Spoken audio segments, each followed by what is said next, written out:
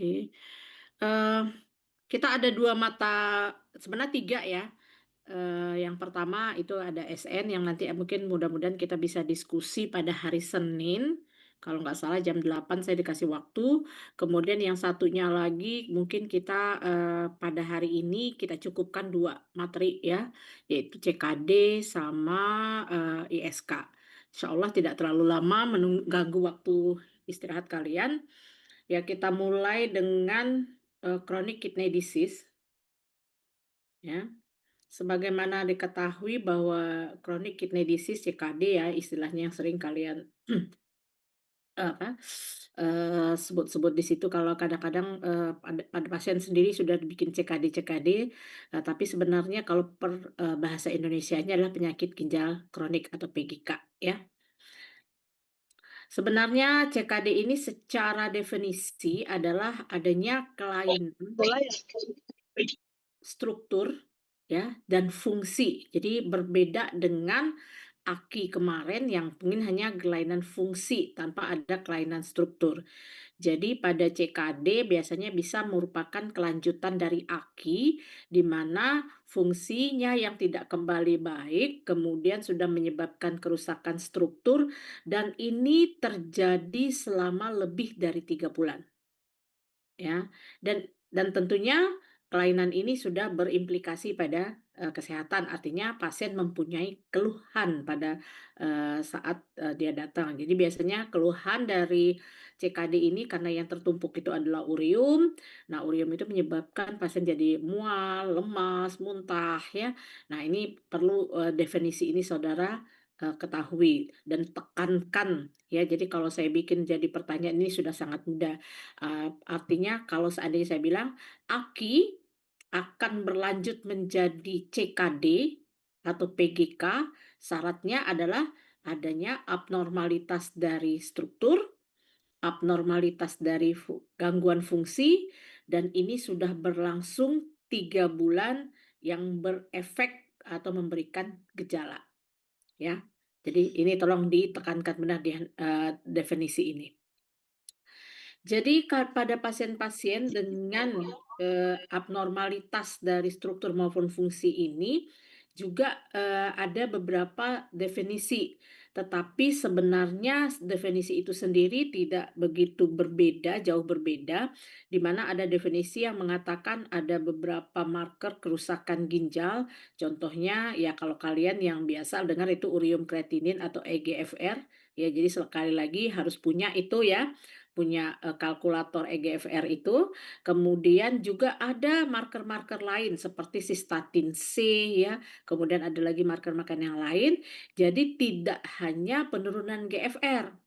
Kalau di sini kita sih biasanya sistatin C itu masih merupakan, bentuk penelitian, tapi, sebenarnya di luar negeri sudah dipakai.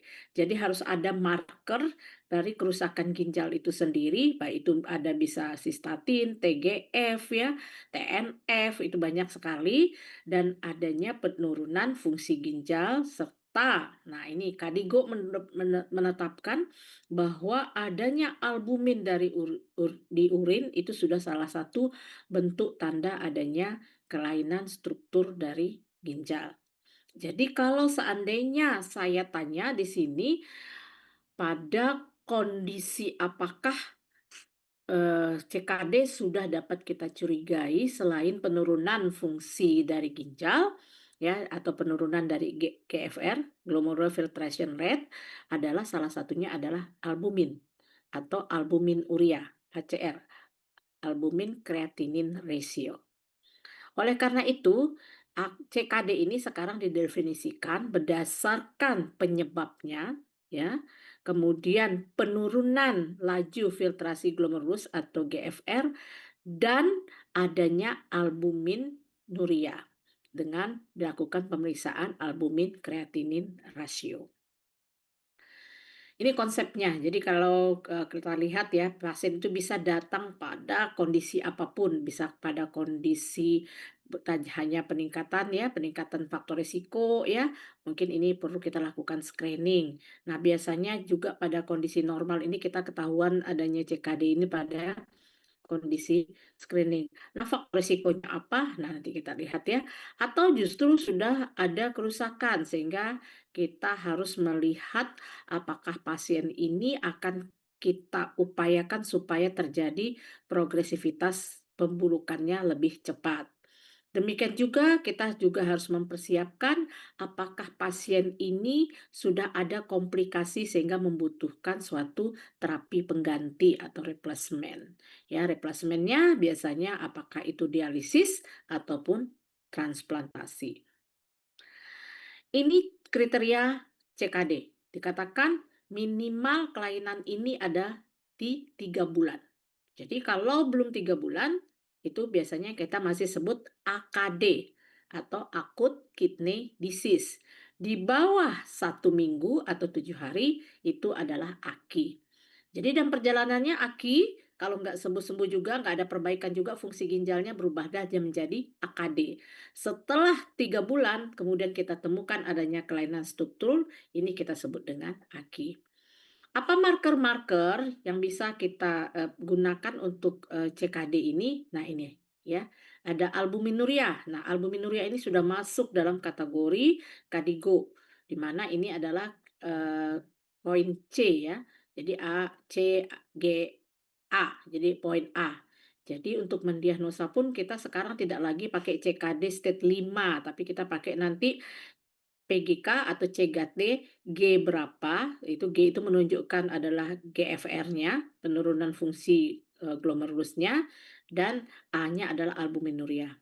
Selain itu juga kita bisa curigai ya, kita bisa menjadikan kriteria untuk marker adanya kelainan ginjal, yaitu urin, sedimen, atau adanya hematuri yang persisten, atau ada gangguan elektrolit.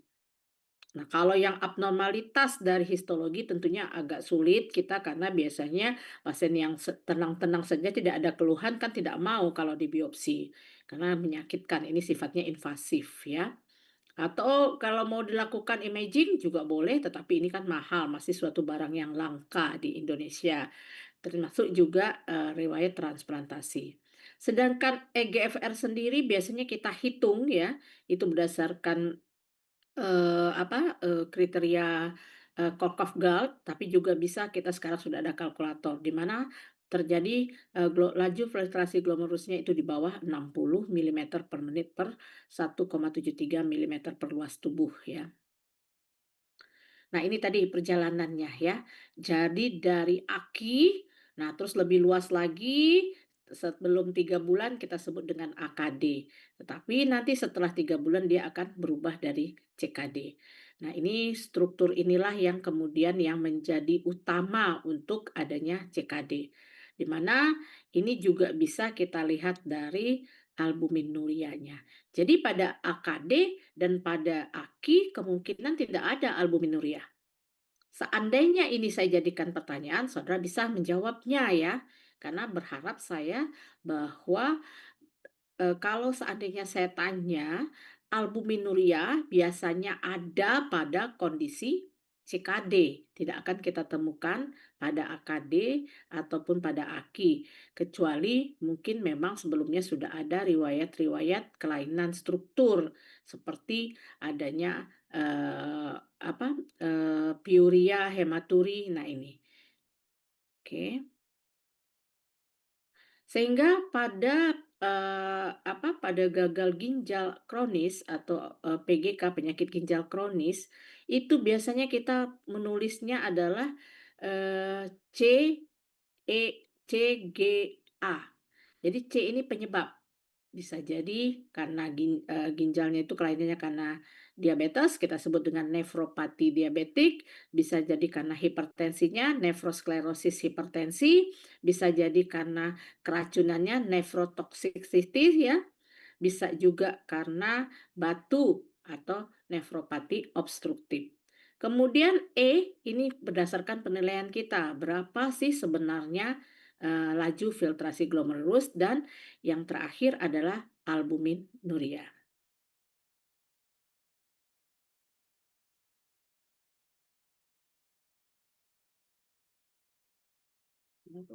Maaf, saya coba ini end state dulu, kenapa jadi ini deh ya.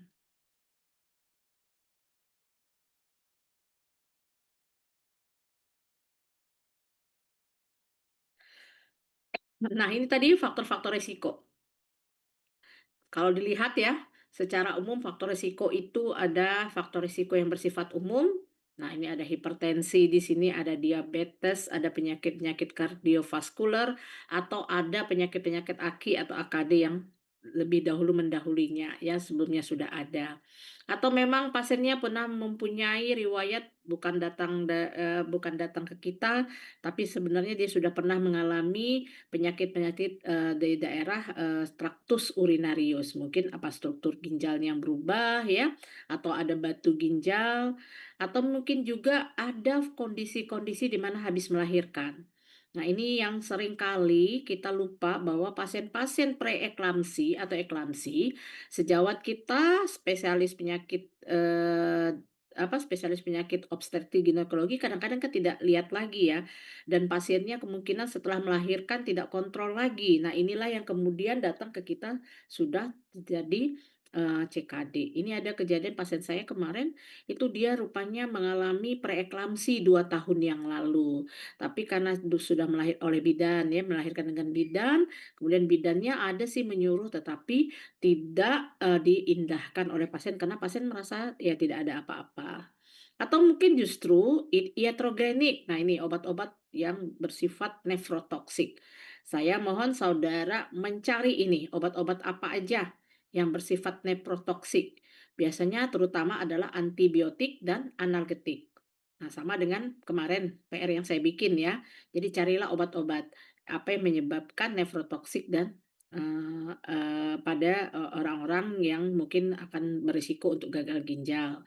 Termasuk juga penyakit multisistem atau penyakit-penyakit karena, familial ya, ini biasanya pasien-pasien dengan, eee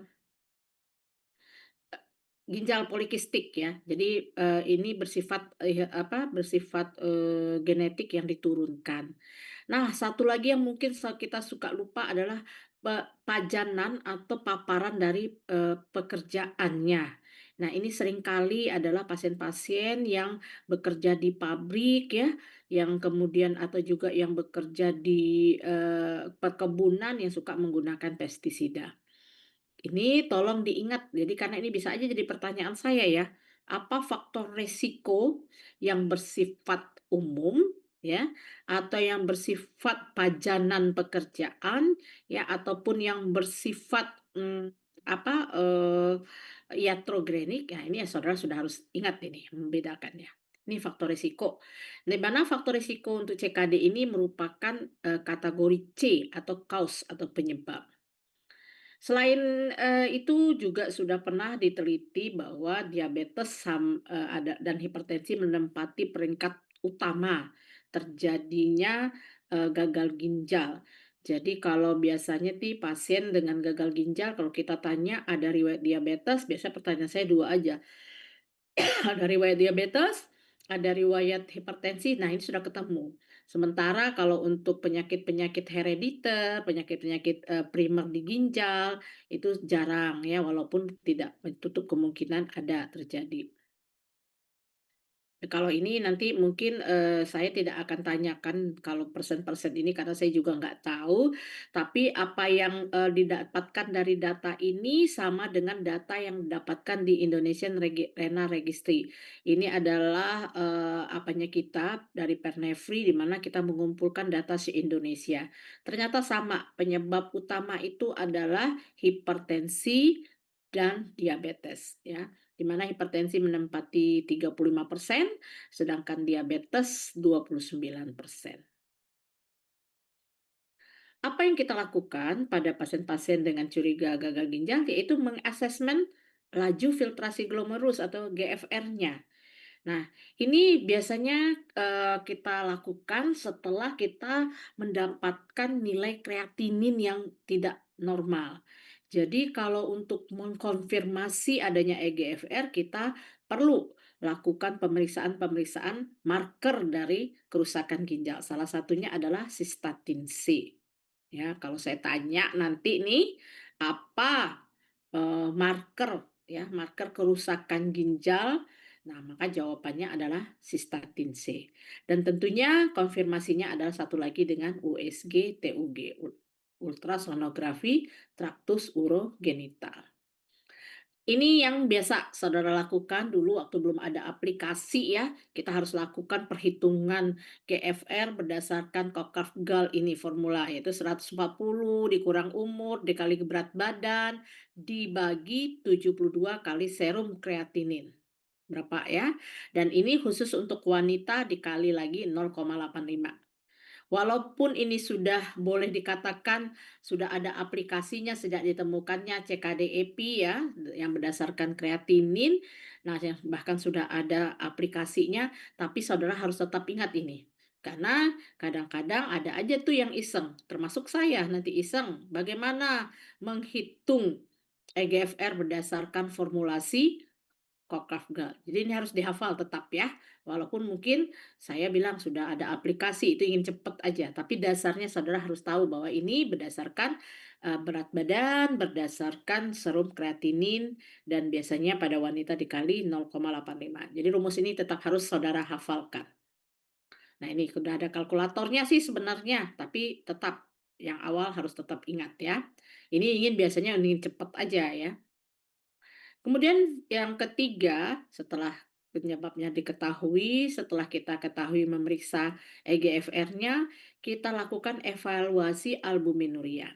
Pemeriksaan ini biasanya berdasarkan dari urin, di mana kita lihat rasio antara albumin dan kreatinin di urin. Tapi juga bisa rasio protein kreatinin ya. Jadi ini semua berdasarkan urin. Apa keuntungannya ACR? ACR ini urinnya bisa tidak harus dikumpul ya. Tidak seperti reagent strip urinalisis di mana kita menghitung protein total. Ini kan harus dikumpul. Kadang orang-orang mengumpul kencingnya agak segan, agak males ya. Nah, ini dengan metode ACR maupun PCR kita bisa melakukan pemeriksaan albuminuria pada urin sewaktu. Ya, beda dengan reagen strip urinalisis. Kalau saya tanya nanti apa keuntungan pemeriksaan albumin urea ya dengan metode ACR, jadi jawabannya adalah bisa dilakukan pada urin sewaktu. Ya tidak harus dikumpulkan urinnya. Ingat ya, ini sudah saya ingatkan lagi ini bisa jadi pertanyaan. Nah ini ya, kalau misalnya kita pakai proteinuria yang harus ngumpulin 24 jam susah banget kan. Nah biasanya kita lakukan tadi tadi ACR tadi. Tapi kalau enggak kita terpaksa harus seperti ini, harus mengumpulkan. Nanti kita akan dapatkan 3 kriteria mikroalbuminuria, makroalbuminuria, dan nephrotic stage. Artinya kalau mikroalbuminuria ini masih di bawah 300 ya, kalau makroalbuminuria, biasanya kita bisa sudah lihat adanya protein yang positif di atas 350 kita sebut nephrotic state. Biasanya kalau nephrotic state tuh usah lagi dicek urinnya, begitu kalian ambil urinnya kemudian kalian bakar langsung membeku kayak putih telur itu ya. Nah, ini setelah kita dapatkan penyebab, kemudian kita hitung EGFR-nya, kemudian kita dapatkan nilai albuminnya, kita akan masukkan, klasifikasikan, penderita ke dalam kaus GFR dan albuminnya. Penyebabnya apa? Misalnya PGK, ekorosan nefropati diabetik ya, kalau kita ngomong seperti itu, G-nya G berapa? G-nya G1 bisa, G2 bisa, G3A bisa, G3B bisa, G4 berdasarkan EGFR, G5. Apa ini artinya yang merah, kuning, orange, merah, padam ini? Ini artinya pada saat pasien kita hitung sudah berada di G5, di mana EGFR-nya sudah di bawah 15, meskipun mungkin albuminurianya masih sedikit, ini pasien sudah sebenarnya dengan faktor risiko yang banyak sudah harus kita terapi, sudah kita berikan terapi pengganti ginjal. Kita suruh kita suruh cuci darah ya biasanya terapi pengganti ginjalnya. Dan demikian juga kalau seandainya nih pasien masih di G3A, tetapi dia sudah punya albuminnya tinggi ya, sudah nephrotic state, sudah di makroalbuminuria. Ini juga sudah merah, orange apalah namanya sudah harus kita edukasi untuk dia HD.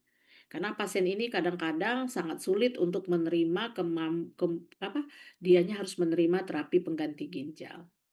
Jadi, diagnosis KDIGO sekarang, jadi ini perlu kalian bukan lagi, CKD stage 5, tapi saudara harus bikin seperti ini. Contohnya nih ya, contohnya DKD, karena kita mulai dari cause ya.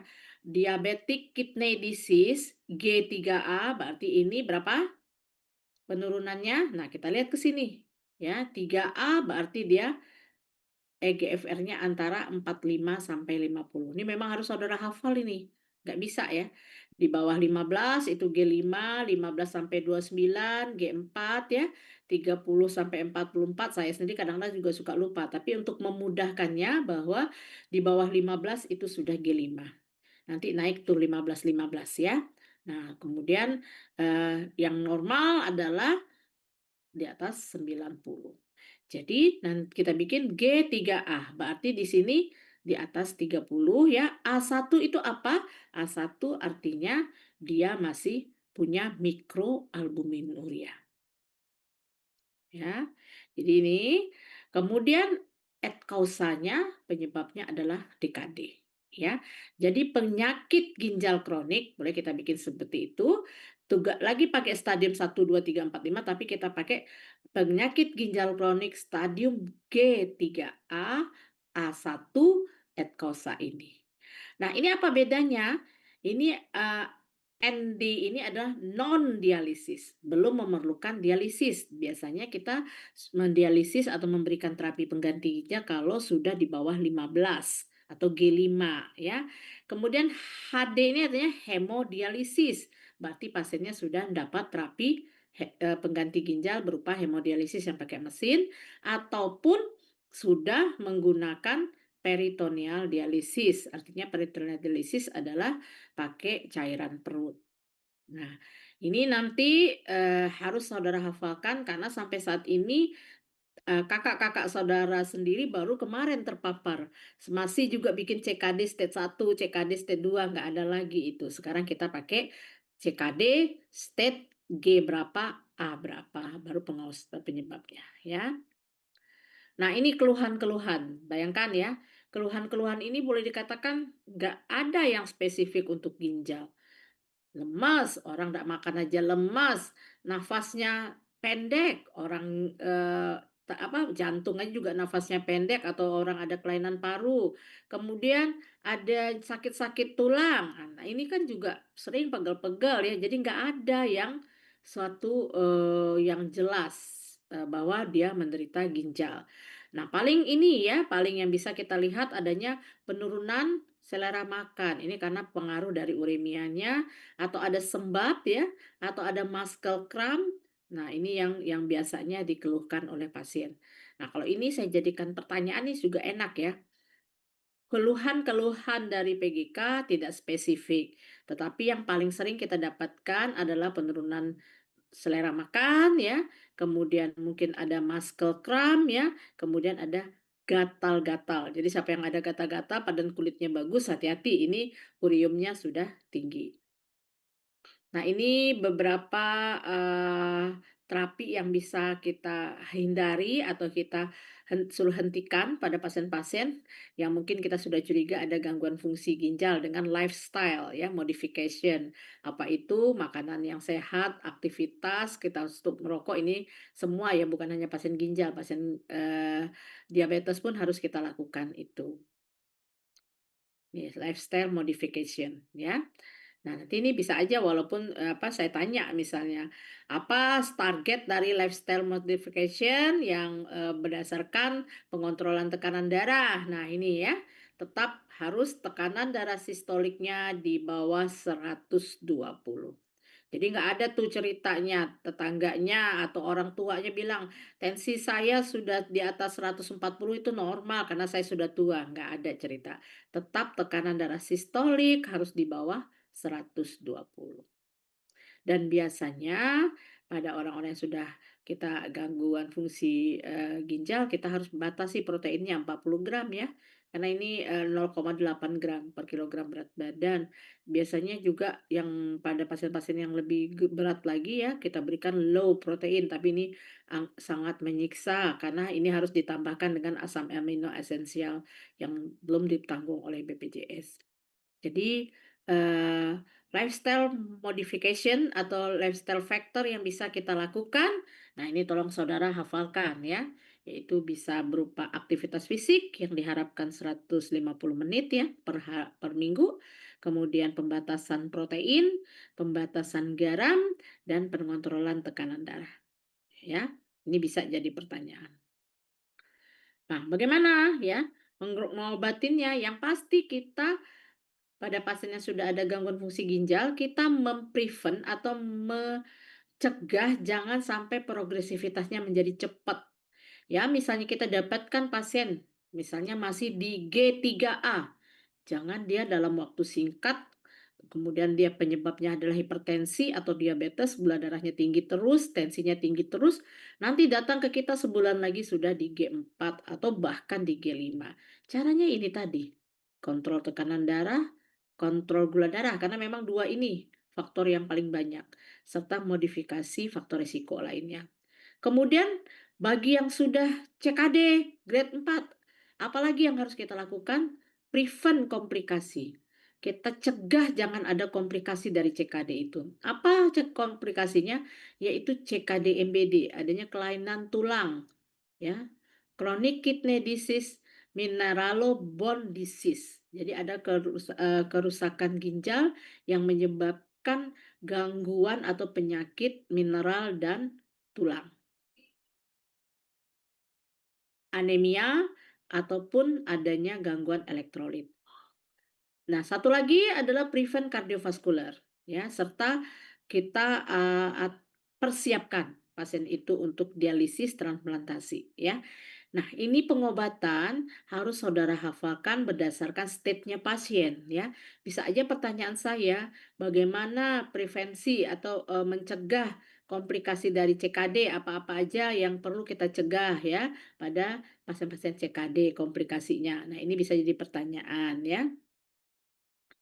Nah, terus yang pasti pada orang-orang dengan resiko CKD yaitu kita lakukan early detection.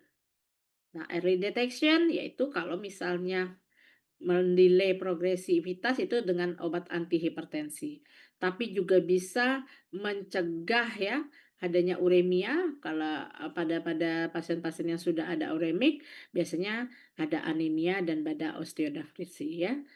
Nah, atau kita mencegah, jangan sampai cuci darah ini, ya. Karena kalau sudah GFR-nya rendah sekali, nah kita harus lakukan pencegahan ini.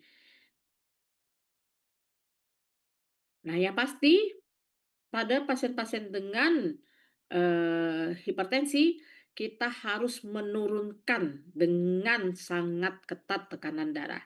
Kenapa? Dengan tekanan darah yang tidak terkontrol, ini eGFR akan menurun dengan cepat. Jadi, kalau ada nih pasien atau orang tua atau saudara kalian yang hipertensi, tapi dia bilang saya pakai obat tensi, tensi saya masih 140, 160, coba ya disuruh konsul lagi, harus kadang-kadang dia harus menggunakan 2 macam obat, ya. Terus kalau misalnya penyebabnya adalah diabetes, nah ini yang harus diatasi. Yang pasti satu, ya ini bisa jadi pertanyaan saya. Pada pasien yang sudah gagal ginjal, tetapi dia diabetes, obat OAD yang tidak boleh dimakannya adalah metformin. Ingat itu. Ya, seringkali pasien-pasien diabetes dia kan nggak mau suntik insulin, dia pakai obat makan. Obat makannya biasanya golongan glimepiride, golongan biguanide, metformin ataupun golongan akarbos. Nah, pada pasien-pasien seperti ini, kalau sudah ada gangguan fungsi ginjal, obat OAD yang kita stop adalah metformin.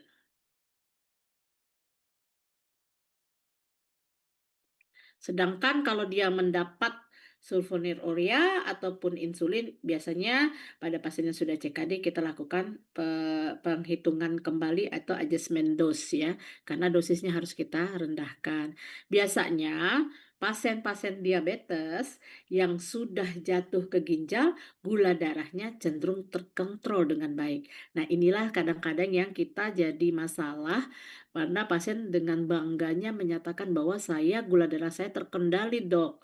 Nah, selama ini tinggi-tinggi terus. Ini karena saya makan obat daun insulin, daun ini, daun ini. Nah, ternyata setelah kita cek fungsi ginjalnya menurun. Jadi bukan karena daun itu dia menurun, tapi karena gagal ginjalnya, karena kerusakan ginjalnya. Karena kalau ginjal sudah rusak, dia tidak bisa mengeliminasi insulin dengan baik.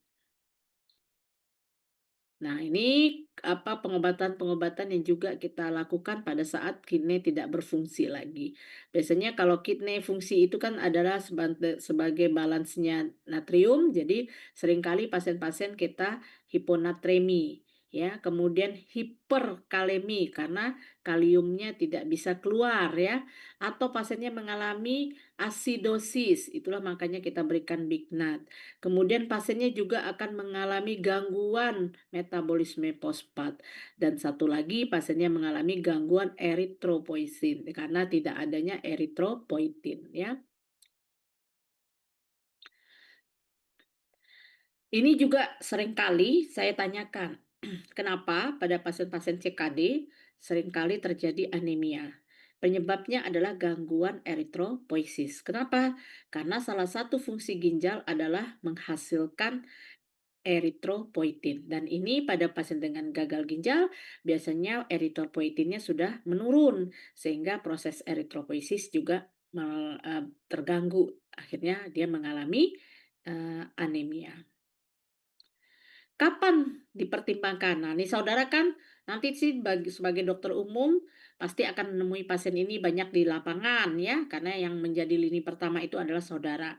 Nah, kapan saudara pertimbangkan untuk merujuk ke nefrologis?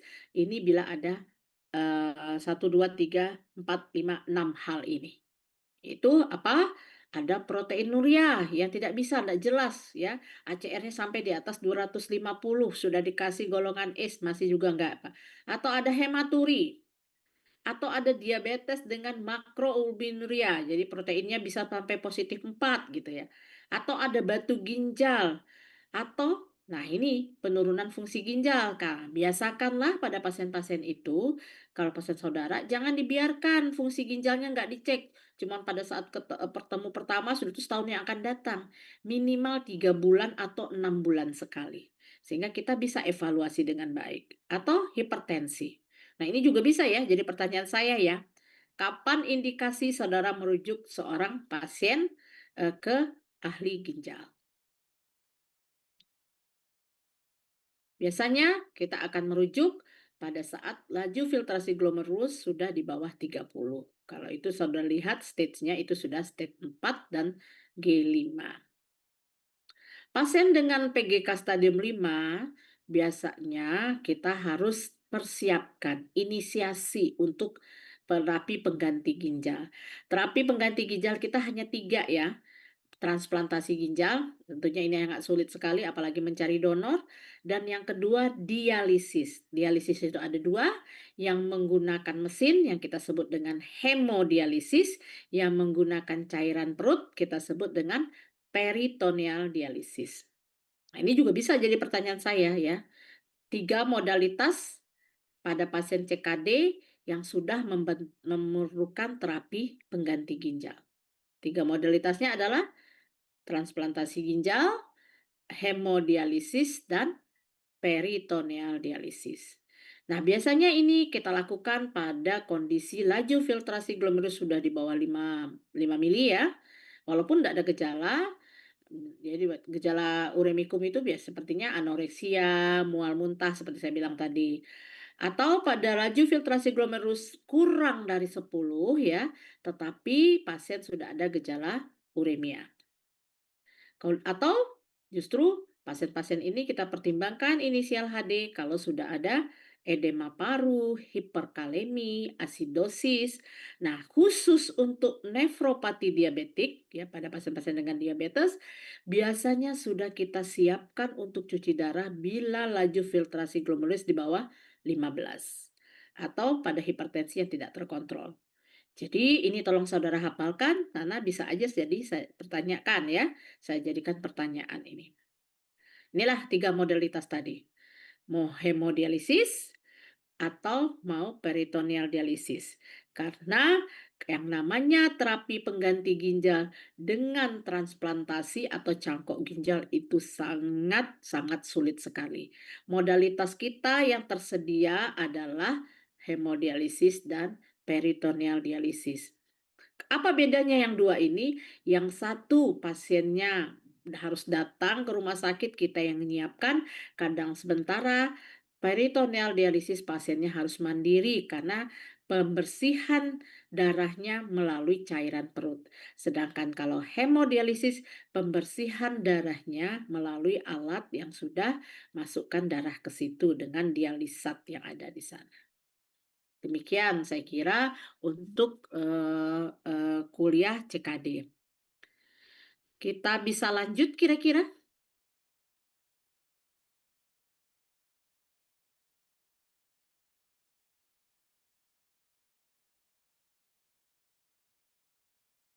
Ada pertanyaan? Kalau tidak ada, saya lanjut, kuliah yang kedua biar habis ya materi kita. Materi yang kedua adalah materi infeksi saluran kemih.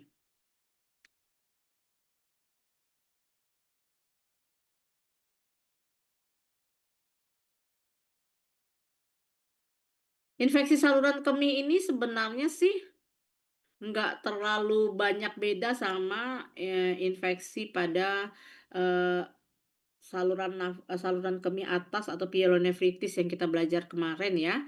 Nah, cuman yang ini infeksi saluran kemih ini biasanya istilah yang karena adanya lebih ke bawah ya, lebih lebih infeksi saluran kemih bagian bawah, biasanya keluhan pasien adalah keluhan tidak nyaman pada saat buang air kecil, dysuria ya, atau dia mengalami, eee anyang-anyang ya mungkin keluhannya ya. Nah seringkali terasa pengen kencing lagi ya, poliuria ya, jadi dia malah kadang-kadang kencingnya sering ya dilakukan karena dia mau, rasa tidak nyaman. Dan biasanya itu didapatkan adanya bakteri 10 pangkat 5 ya, baru ini bermakna. Karena kencing kita itu nggak bersih-bersih amat ya, ada tetap ada bakteri di situ. Sehingga kalau kita mau mendiagnosa pasien infeksi saluran kemih bagian bawah, kita harus pastikan bahwa kencingnya itu tidak terkontaminasi. Nah, caranya kayak mana? Caranya, kalau pasien mau melakukan pemeriksaan kencing, itu saudara mintalah kencing porsi tengah dan saudara pastikan bahwa penampungnya bersih, ya. Jadi kalau nanti saya jadi pertanyaan, apa persiapan pemeriksaan kencing pada pasien yang kita duga adanya ISK? Yang pertama, bahwa alat penampungannya harus bersih. Yang kedua, pasiennya harus bersih-bersih dulu ya, membersihkan sekitar, kelaminnya ya. Jangan sampai baru mungkin dari kuliah, dari apa, langsung kencingnya ditampung, jangan. Terus yang ketiga, mintalah sampel kencingnya adalah sampel kencing yang di tengah, yang sering kita sebut dengan midstream urine ya, atau urin porsi tengah. Midstream urine ini caranya adalah pasien suruh setelah bersih-bersih, kencing yang pertama itu dibuang, nanti tapi jangan dikeluarkan semua, nanti ditampung yang di tengah dan yang di akhir juga jangan ditampung. Jadi yang diambil yang di tengah. Nah, kalau sudah kita lakukan seperti itu, tempat penampungannya sudah bersih, kemudian, urin yang diambil ada yang midstream urine, kita dapatkan adanya bakteri 10 pangkat 5. Nah, ini sudah kita tegakkan diagnosa ISK. Baik itu yang simptomatis, yang dengan gejala ataupun yang asimptomatis. Nah, ini ya. Ini mungkin saudara baca lah ya, bahwa seringkali ISK ini justru terjadi berkaitan karena pasiennya kadang-kadang kita suruh kalau dirawat ya pakai kateter. Jadi saya terus terang kalau pasiennya masih bisa kencing, jangan dipakai kateter. Ini yang sering kan kalian latah ya perawatnya. Pasiennya mungkin agak letoi-letoi, "Pasang, kateter ya, Dok." Nah, jadi tolong dipertimbangkan pemasangan kateter ini ya. ISK ini dengan komplikasi biasanya bisa penyebabnya anatomis. Penyebab anatomis adalah ada batu, ada sumbatan, ada keganasan, ada divertikula vesika, ada kista, atau ada fistul pada vesiko-urinarianya. Nah, ini tolong ya dihafal juga karena bukan apa-apa, ini bisa jadi pertanyaan. Oke. Kemudian apalagi yang perlu ya, yang ISK dengan komplikasi dengan gangguan fungsi. Nah, bisa ini karena neurogenik, bisa juga karena reflux, bisa juga komplikasi karena habis transplantasi ya, atau pasien-pasien dengan imunosupresan ya, atau karena adanya benda asing. Nah, ini yang tadi saya bilang, ada kateter, ada nefrostomi. Jadi ini banyak ini bisa jadi pertanyaan saya ya. ISK berkomplikasi karena benda asing, tentunya saudara pasti memikirkan ini ya. Kalau karena gangguan fungsi mungkin ini. Kalau karena kondisi lain, nah yang paling sering nih imunosupresan, pasiennya dapat steroid jangka panjang. Nah, klasifikasinya nih tadi saya bilang hampir sama ya, yang bagian atas kemarin kita sudah kuliah dan yang bagian bawah biasanya mengenai uretritis di ureter ya, ataupun sistitis di kandung kemih. Dan kalau sudah kena di uretra, itu kita sebut dengan uretritis. Jadi, infeksi pada saluran kemih itu bisa uretritis, bisa sistitis, bisa ureteritis. Ya, ureteritis ya, sistitis dan uretritis. Jadi kalau saya tanya ini sudah bisa ya saudara membedakan bahwa kalau pyelonefritis itu biasanya lebih di atas, itu bukan lagi ISK tapi malah sudah mengarah ke infeksi pada ginjal. Jadi infeksi saluran kemih bawah itu ada ureteritis, ada sistitis, ada uretritis. Ini faktor risikonya. Perempuan katanya lebih banyak pada laki-laki. Nah, seperti saya bilang, kenapa perempuan lebih banyak dari laki-laki? Karena dia punya uretra itu hanya sangat pendek, paling 4 senti. Sementara kalau cowok atau laki-laki itu punya uretra hampir 7 senti, yaitu sepanjang penisnya. Ya. Kemudian faktor usia di atas 65 tahun orang tua ya, karena memang orang tua sudah mulai terjadi gangguan dari otot-otot sekitar saluran kemihnya sehingga dia tidak bisa nahan kencing, kencingnya akhirnya berserakan, ini memudahkan terjadinya infeksi. Nah, ini ya, ini sering kali ya, hati-hati bagi yang baru menikah ya. Jangan sampai terjadi honeymoon cystitis ya. Ini karena apa? Karena buru-buru, pengen lagi nggak sempat bersih-bersih dulu. Jadi tolonglah bersih-bersih. Jadi nggak apa-apa kalau kalian mau ngasih kado, kasih kado apa? Yaitu, handuk kecil ya, sama sabun ya, sabun, bersih apalagi kalau untuk cewek ya. Nah kemudian ini tolong dihindari ya, kateterisasi. Jadi kalau tidak perlu benar jangan dikasih. Kehamilan, kenapa kehamilan jadi faktor risiko? Yang pertama pada orang hamil, itu dia resikonya adalah, dia lebih basah. Jadi lebih, eee, pH urinnya itu lebih basah. Basah itu menyebabkan keasamannya kurang ya, basah kan berarti asamnya kurang sehingga kuman suka tumbuh di situ. Kemudian kenapa? Karena terjadinya pembesaran dari uterus yang menyebabkan penekanan pada uretra. Nah, ini juga menyebabkan stagnasi yang menyebabkan pada orang-orang pertama apalagi hamil-hamil, minggu-minggu trimester pertama ini seringkali berisiko untuk infeksi saluran kemih. Diabetes ini adalah orang-orang yang memang mempunyai, immunosenescence istilahnya. Di samping urin sendiri yang ada gula itu tempat tumbuh kuman dengan baik. Atau ada obstruksi akibat tidak lancarnya aliran kencing sehingga memberikan kesempatan kuman untuk bertumbuh. Nah, faktor risiko ini tolong dihafal ya. Mikroorganismenya umumnya adalah mikroorganisme negatif yang banyak dan umumnya penyebabnya adalah E. coli. ya, selain mungkin kalau karena kateterisasi adalah Pseudomonas atau Staphylococcus. Nah, ini sering ya saya tanya, apa kuman yang sering terdapat pada orang-orang dengan ISK pasca kateterisasi? Itu biasanya Pseudomonas atau Staphylococcus. Ya, ini patogenesisnya. Nah, manifestasi klinisnya biasanya adalah sistitis pada kandung kemih, yaitu nyeri pada suprapubik. Disuria, sering berkemih, itu yang dibilang anyang-anyang itu, urgensi, tidak bisa menahan kencing, ataupun kalian lihat urinnya ada masalah, keruhkah atau ada darahkah. Gold standarnya adalah tetap kultur urin, ya. Nah, selain itu bisa dilakukan USG, kemudian bisa dilakukan radiografi ataupun isotop scanning. Radiografinya apa? Bisa BNO, pielography atau micturitim sistogram. Nah, jadi ini modalitas yang juga harus saudara ingat ya, berdasarkan apa fasilitas yang ada di rumah sakit saudara. Kapan suatu ISK harus kita teliti lebih jauh karena ini nanti bisa menyebabkan kelainan pada ginjal, bila ISK-nya sering kambuh. Atau misalnya pasien laki-laki, kenapa tadi saya bilang, perempuan lebih banyak, karena memang, uretranya pendek ya. Jadi kalau pasien laki-laki sering infeksi saluran kemih itu hati-hati tuh, jangan-jangan dia homo itu ya.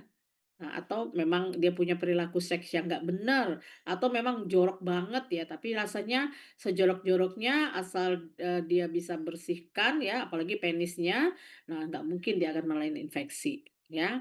Kemudian, atau ada hematuri atau darah ya yang persisten, serta adanya ISK yang berulang dalam 6 minggu. Jadi belum sembuh lagi sudah ISK lagi. Nah, ini tata laksananya adalah antibiotik. Nah, lini pertama adalah golongan quinolon, yaitu ciprofloxacin dan levofloxacin. Selain itu, kita juga bisa berikan antibiotik lain yang merupakan second line ya. Nah, ini tolong dihafal lah ya, mana yang first line, mana yang second line. Prognosisnya pada sistitis atau pielonefritis yang non komplikata biasanya gejalanya cepat ya, ini cepat sembuh, tapi itu tadi hati-hati mudah sering kambuh. Nah, kalau sudah sering kambuh di bawah 6 minggu, nah saudara harus perkirakan untuk evaluasi. Atau cowok mengalami sistitis terus ya, nah hati-hati.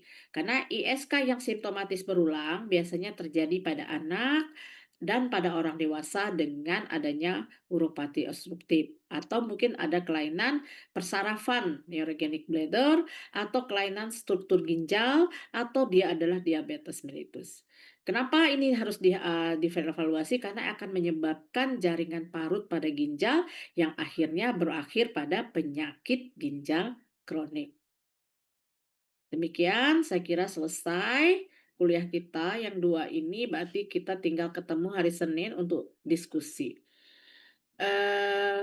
Ada yang mungkin bertanya?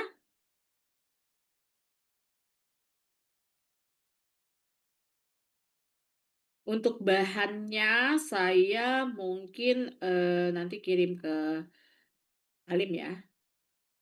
Nah, Alim tolong diambil absennya, saya lupa kemarin kita nggak ngambil absen foto.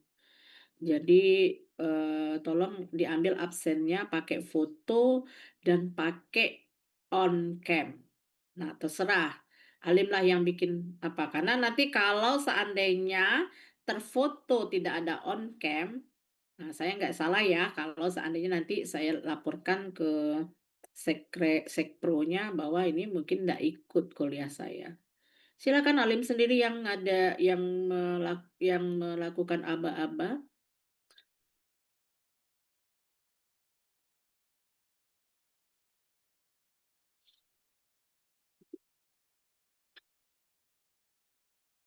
Ya, ini Nopal yang mau nanya. Kenapa Nopal? Izin dokter, perkenalkan nama saya Noval Astartura Mhm, dengan NIM 64. Izin bertanya dokter mengenai ISK mhm, dari jadi kan dokter pada pasien dengan ISK seperti pielonefritis mhm. dari yang saya baca pada guideline-nya misalkan ada kalau terapi seperti antibiotik seperti fluoroquinolone, Mhm, cephalosporinnya ada yang seperti resisten untuk bakteri gram negatifnya, lalu antibiotiknya digunakan seperti aminoglycoside, contohnya seperti gentamicin. Nah, mhm. yang dari saya baca juga kalau untuk antibiotik seperti gentamicin itu, antibiotiknya juga nephrotoxic, Dokter. Iya, Mungkin kalau misalnya pasiennya resisten dari fluoroquinolone, cephalosporin, menurut guideline-nya dilanjutkan dengan gentamicin padahal itu tuh nephrotoxic, gimana, pengobatannya, Dokter? Mungkin iya, itu aja, Dokter, terima iya. kasih. Oke, berarti novel dapet ya nih ya, obat-obat yang ini kan karena pertanyaan obat-obat yang bersifat nefrotoksik, salah satunya adalah antibiotik. Bagus ya novel ya, berarti, memang sudah baca deh nih. Memang pada pasien-pasien, pada dengan, ISK, rata-rata sih pasien-pasien dengan ISK belum terjadi gangguan fungsi ginjal. Tapi tidak menutup kemungkinan seperti kata novel tadi, pasiennya sudah ada gagal ginjal ya, sudah terjadi gangguan fungsi, mungkin dia sudah di G3 kah atau di G4 bahkan ya, kemudian mengalami infeksi. Nah, memang kita berupaya untuk first line dulu, yaitu golongan quinolone ya, dan golongan cephalosporin, dan kalau tidak kita masuk ke second line yang umumnya bersifat nefrotoksik. Nah, pada kasus-kasus yang benar-benar resisten, biasanya kita lakukan kultur ya, kita lakukan kultur dan sensitivity. Artinya kita berusaha mencari antibiotik yang benar-benar bisa ya. Nah, jadi kalau pada kultur itu nanti akan ada laporan, laporannya pertumbuhan kuman apa yang biasanya akan kita lihat MIC. MIC itu artinya, berapa kemampuan dari, kuman itu tumbuh dengan diberikan antibiotik itu. Kita pilih adalah MIC yang paling rendah. Jadi biasanya pada kultur itu dan sensitivity itu dicobakan semua antibiotik. Nah, berdasarkan antibiotik itu kita pilih yang paling rendah. Ternyata ada yang lain selain yang golongan macrolide, kita pilih yang itu. Tapi kalau ternyata tidak ada, memang harus golongan macrolide, kita berikan dengan adjustment dose, ya, dengan dosis di adjustment. Nah, jadi artinya apa? Ada langkahnya dulu. Pertama, kita pastikan bahwa memang ini pasiennya sudah ada belum gangguan fungsi ginjal. Kalau belum ada, ya lanjut aja novel. Kan pemberian antibiotiknya nggak lama, ya. Tapi kalau seandainya pasiennya sudah ada gangguan fungsi ginjal, dok. Nah, kita lihat ada nggak kultur dan sensitivity-nya. Kalau ada kultur dan sensitivity, pilihlah antibiotik yang MIC-nya paling rendah, tetapi bukan golongan macrolide. Artinya, kita memberikan antibiotik yang dengan MIC yang rendah, yang masih sensitif dia. Tapi ternyata enggak, Dok, tetap yang lain-lain enggak. Kita memang harus memberikan golongan first line ini, golongan macrolide. Lalu kita lakukanlah adjustment. Jadi kalau biasanya kita berikan seperti ya, nih yang macrolide yang paling mudah itu adalah erythromycin ya atau azithromycin. Nah, itu yang oral ya. Kalau yang injeksi memang gentamicin dan lain-lain. Itu yang sin-sin itulah ya. Nah, itu biasanya kalau seandainya pasiennya sudah apa kita berikan 50%. Jadi kalau misalnya pemberian erythromycin 4 kali 500 dengan pasien dengan gagal ginjal akan kita turunkan jadi 4 kali 250. Bisa Noval menjawab? Jawab, Dokter. Terima kasih, Dokter. Iya. Ada lagi?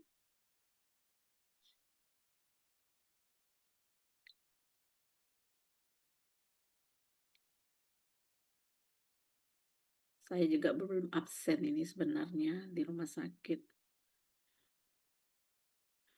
Kalau nggak ada, tolong ambil fotonya ya, terserah siapa yang ngambil fotonya. Nanti kirimkan ke saya biar saya, kasih lagi ke ininya, ke Sekpronya. Ini banyak nih 5 slice ini kayaknya. Izin dokter, izin Ya, screenshot. silahkan, Olim. Oke, siap-siap semuanya. Dari slide pertama ada total 5 slide. 1, 2 slide pertama, 1, 2, 3. Slide kedua, 1, 2, 3. Slide ketiga, 1, 2, 3. Slide keempat, 1, 2, 3. Slide terakhir, 1, 2, 3. Sudah, dokter? Oke. Masih ada kira-kira? Nah, berarti tinggal, sindroma nefrotik ya, tugas kalian ya? Apanya juga sudah selesai kok sebenarnya, sudah diminta saya, pertanyaannya, tapi, khusus untuk, SN kayaknya saya tunggu lihat saudara dah. Karena kemungkinan kalau apa, saya juga tidak tahu apakah sama nih materi yang saudara berikan ke saya dengan, yang ada di saya, kan makanya saya pertanyaan untuk SN saya pending dulu. Berapa berapa kelompok ya hari Senin itu?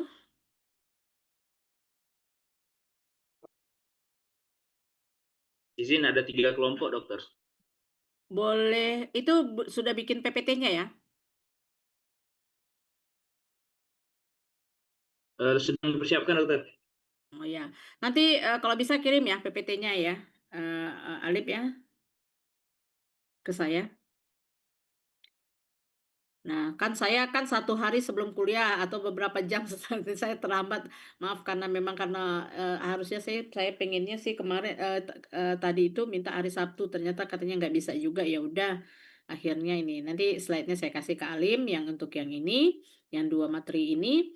Nah, sebelumnya juga saudara kasih ke saya slide-nya untuk slide PPT atau apa yang untuk 3 kelompok itu. Oke, masih ada pertanyaan? Kalau nggak ada, terima kasih dan mohon maaf atas, waktu yang saya ambil dari saudara sudah pada istirahat karena ini memang masalahnya, sekpronya sendiri juga bingung mau atur kayak mana.